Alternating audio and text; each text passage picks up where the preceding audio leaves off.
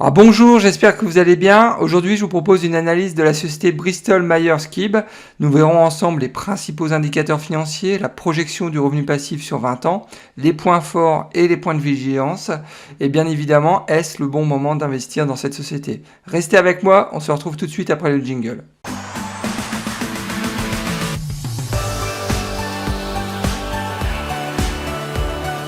Alors pour ceux qui ne me connaissent pas encore, je me présente, Nicolas de la chaîne Mister Dividende.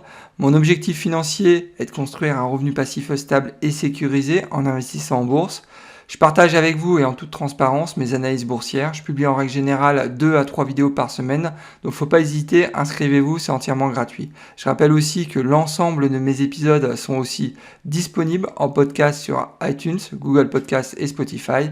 Et bien évidemment, avant de démarrer, n'oubliez pas de liker ma vidéo, c'est vraiment important pour soutenir la chaîne. Je tenais à vous informer que je ne suis pas un conseiller financier, qu'il est vraiment important de prendre le temps nécessaire pour faire ses propres recherches avant d'investir en bourse.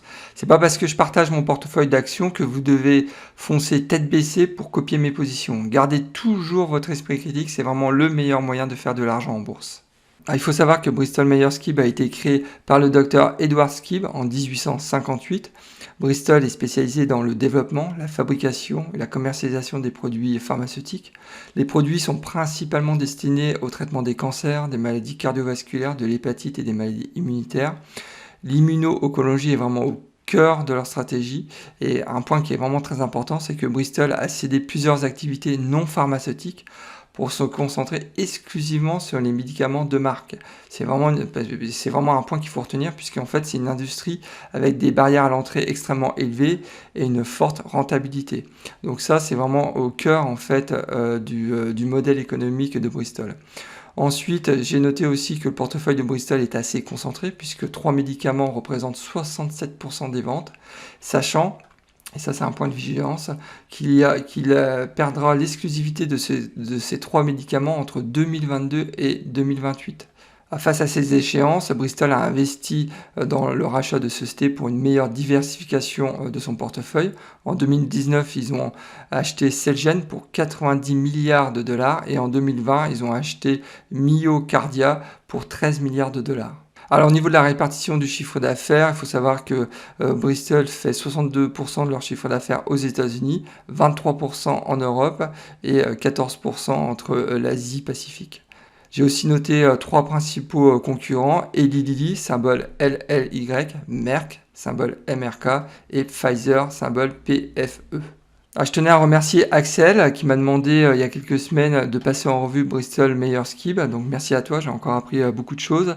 Et comme il faut savoir que je ne suis pas actionnaire actuellement de Bristol Myers Squibb, donc ce que je vous propose en fin de vidéo, c'est de partager avec vous et en toute transparence les positions que j'ai sur Johnson & Johnson. Alors le symbole de Bristol Myers Squibb, c'est BMY du secteur de la santé. Son dividende est à 3,28%. Je considère que son dividende est aussi très bien sécurisé. On va en reparler par la suite. Son payout est à 28%. Le titre se négocie autour de $60 et on est sur une capitalisation boursière de 133 milliards de dollars. Alors au niveau de l'analyse du titre, il faut savoir que le rendement est actuellement supérieur de 11% par rapport à sa moyenne sur 5 ans. Je rappelle que le rendement du dividende est à 3,28% actuellement, alors que sa moyenne sur 5 ans, on a un rendement de 2,94%. Donc là, il y a quand même un point d'entrée qui est intéressant. Au niveau du PER, il faut savoir que le PER est actuellement inférieur par rapport à sa moyenne sur 5 ans, puisque son PER très faible est actuellement à 7,5, alors que sa moyenne sur 5 ans, on a un PER à 11,8.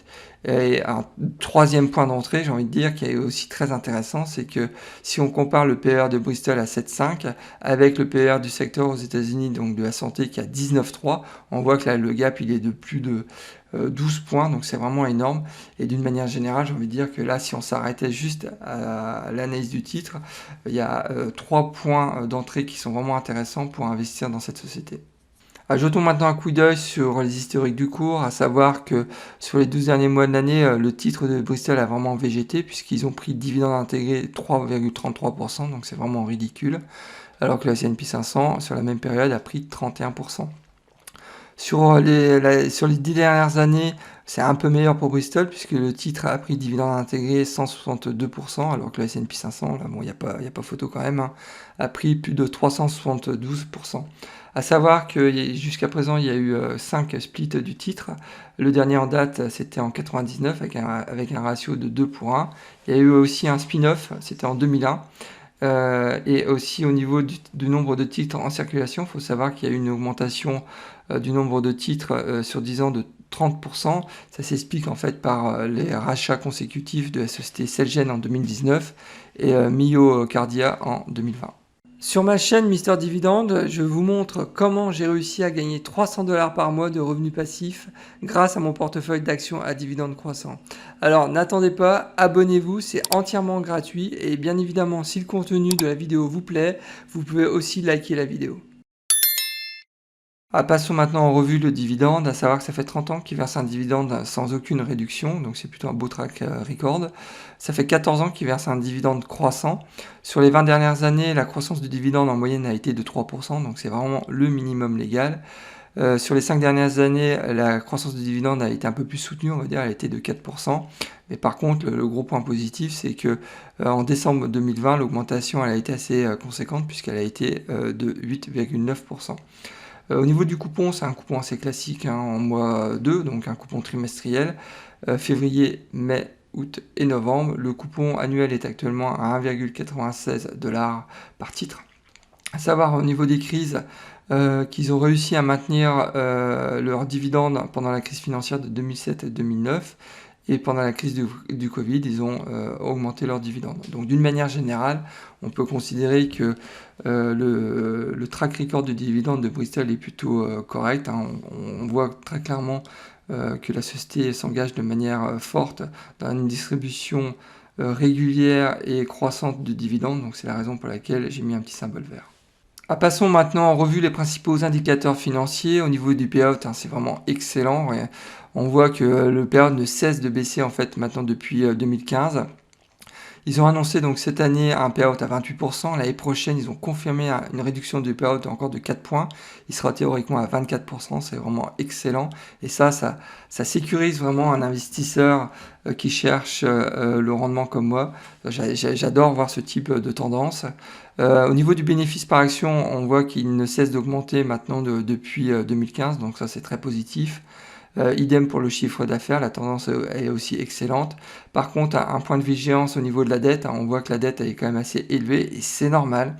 Ils ont acquis en 2019 Celgene hein, pour 90 milliards de dollars. Ensuite, en 2020, ils ont acquis Myocardia. Donc ils ont financé en partie ces deux opérations d'acquisition par de l'emprunt. Donc c'est la raison pour laquelle ils ont un niveau de dette assez élevé.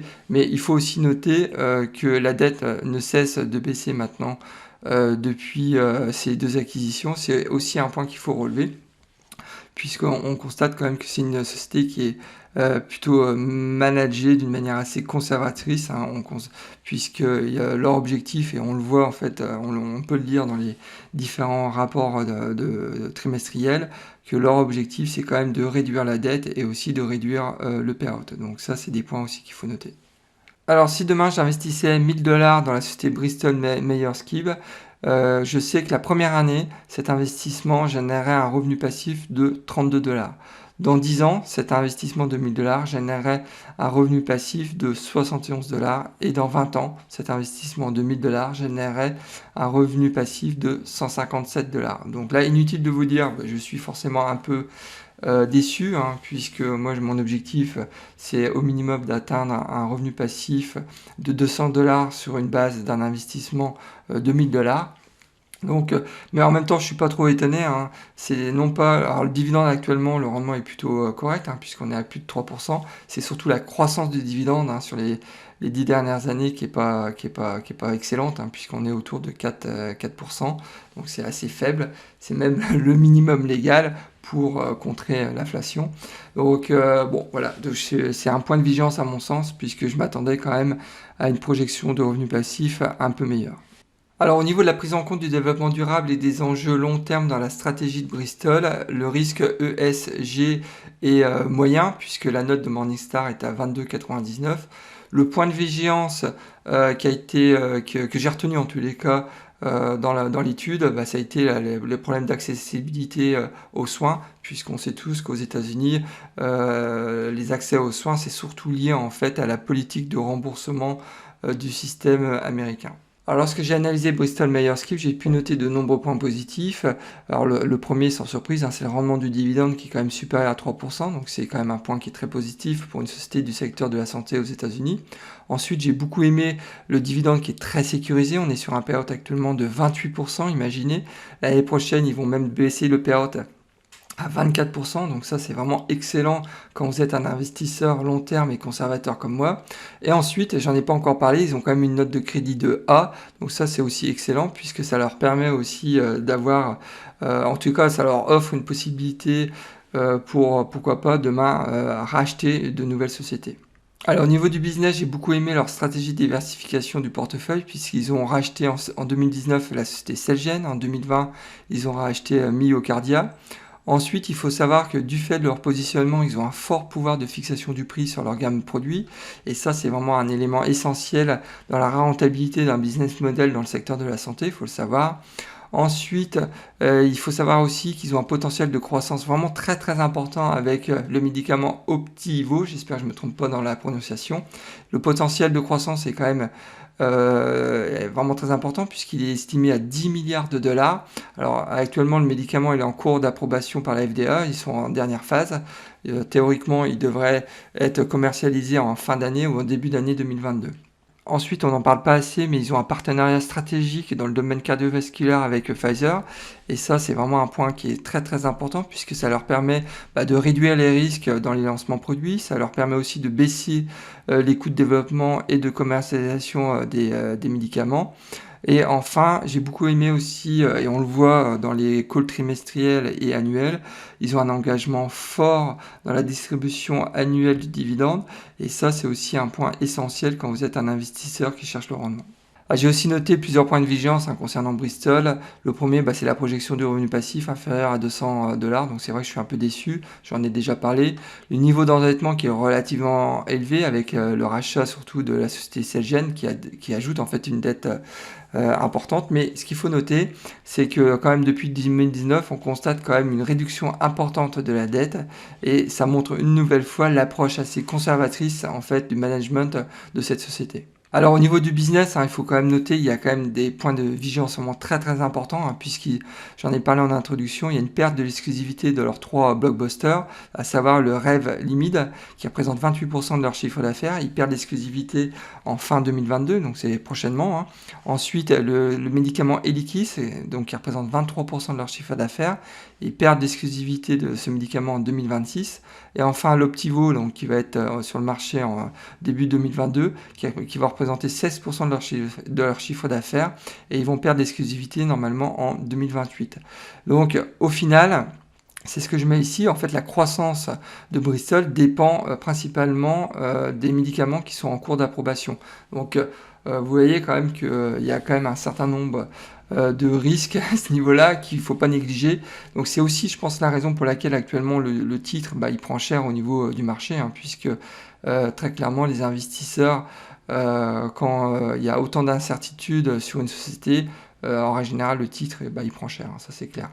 Et enfin, il faut savoir, mais bon, ça c'est une remarque que je fais souvent pour les sociétés du secteur de la santé aux États-Unis, que le business en fait de Bristol dépend beaucoup des programmes de santé aux États-Unis, et donc le programme Medicare. En quelques mots pour conclure, je considère que le prix de Bristol est actuellement attractif. Je pense qu'il y a vraiment un réel potentiel de rendement sur le titre, puisque le titre a tellement chuté récemment que maintenant il faut juste attendre un rebond du titre à mon sens, et je pense qu'il va se produire, on va en reparler un peu plus tard. Ensuite, la sécurité du dividende, elle est vraiment excellente, j'en ai déjà parlé, on est sur un payout de 28%, l'année prochaine le payout sera à 24%. Par contre, c'est vrai que la projection du revenu passif est actuellement mauvaise du fait de la croissance annuelle du dividende qui est pas bonne. Mais si demain le management s'engageait sur une croissance du dividende de moins 5-6%, je suis certain que la projection du revenu passif, sera bien meilleure. Alors je pense que cette société peut convenir à un investisseur qui est orienté sur la croissance du portefeuille. Alors c'est vrai que depuis un an, le titre il a pris 3%, donc il végète, hein, et 3% de dividendes intégrés. Donc imaginez. Mais il va y avoir un rebond, j'en suis certain. Il suffit que Optivo, donc que les résultats soient positifs et que la FDA approuve en fait la commercialisation de ce médicament, et vous allez voir le titre va rebondir. Ça, moi, j'en suis quasiment persuadé. Je pense aussi que, au vu des fondamentaux qui sont extrêmement solides, et puis le management aussi de la société qui est assez conservatrice au final, je pense que ce titre aussi peut convenir à un investisseur qui est conservateur long terme comme moi. Mais par contre, je pense pas que le titre peut convenir à un investisseur qui soit proche de la retraite ou à la retraite. C'est vrai que le dividende est au final de un peu plus de 3%, donc c'est vrai que c'est pas assez élevé, je pense, pour quelqu'un qui est à la retraite ou proche de la retraite. Ah, sans surprise, hein, vous aurez compris que je suis très très intéressé par cette société, hein, donc c'est la raison pour laquelle je vais intégrer immédiatement Bristol Myers Squibb dans ma watchlist, hein, ça c'est clair. C'est vraiment une société qui a des fondamentaux qui sont très solides. Je considère que la société est actuellement sous-évaluée par le marché, et pour preuve, hein, le titre est actuellement autour de 60$, le fair value price de Morningstar est à 68$. Donc, alors mon objectif, alors ça, je vais pas acheter, c'est clair, sur ce mois-ci. Mais ce que je vais faire, c'est que très certainement le mois prochain, ça je vous tiendrai au courant comme d'habitude, je vais commencer à acheter par tranche de 1000$ avec une exposition max de 3% de mon portefeuille. Ça veut dire que au niveau des frais de transaction, ça sera des frais de transaction à 0,05% pour un montant de 1000$, et je passerai par mon broker, Interactive Broker. Ah, comme convenu et en toute transparence, je partage avec vous les positions que j'ai sur Johnson & Johnson. J'ai actuellement 40 titres pour une valeur marché de 6460$. J'ai déjà reçu 179$ de revenus passifs, donc de dividendes. En 2021, j'ai reçu 122$ de revenus passifs. La projection de mes revenus passifs sur les 12 prochains mois est de 170$. Ma plus-value latente sur ce titre est actuellement de 11,90%, et j'ai une plus-value latente en dollars de 706$. Eh bien écoutez, nous arrivons déjà à la fin de cet épisode. Alors, j'espère que le contenu vous a plu. Dans ce cas-là, n'oubliez pas de liker ma vidéo, c'est vraiment important pour soutenir la chaîne et m'encourager à continuer ce type de contenu.